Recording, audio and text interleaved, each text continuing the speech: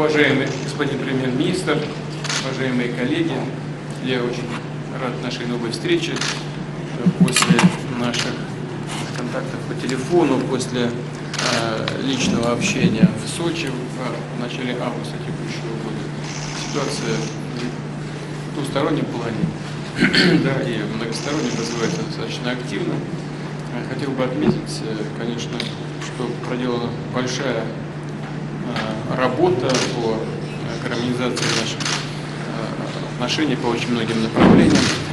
Прежде всего, хотел бы еще раз вас поблагодарить за тот вклад, который вы вносите и внесли в реализацию продовольственной программы. Вы сегодня тоже об этом упомянули. Имею в виду вывоз украинского зерна.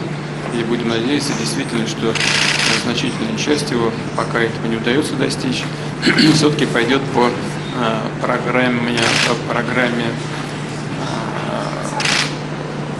продовольственной программе ООН для беднейших стран. Но мы, в свою очередь, тоже осуществляем значительный объем продаж.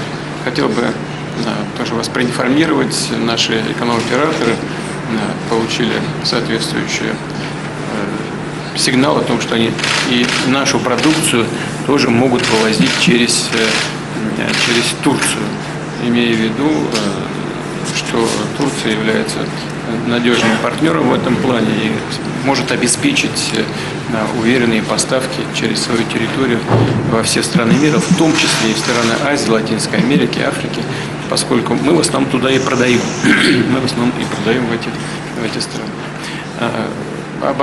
Торговый оборот между Турцией и Россией растет уверенно. Турция стала одним из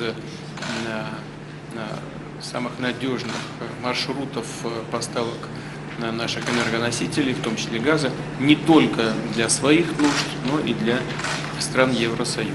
Без всяких сбоев по турецкому потоку идут поставки в Европу.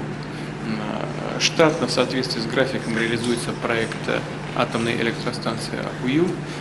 Я знаю, и мы с вами это обсуждали совсем недавно, были определенные там вопросы, связанные с организацией самого процесса, строительства и так далее. Насколько мне известно, все эти вопросы тоже закрыты. И вот сегодня, да, вчера были подписаны окончательные документы, урегулирующие все отношения между сторонами этой большой грандиозной стройки. И мне очень бы хотелось, чтобы первый блок, так как мы с вами договаривались,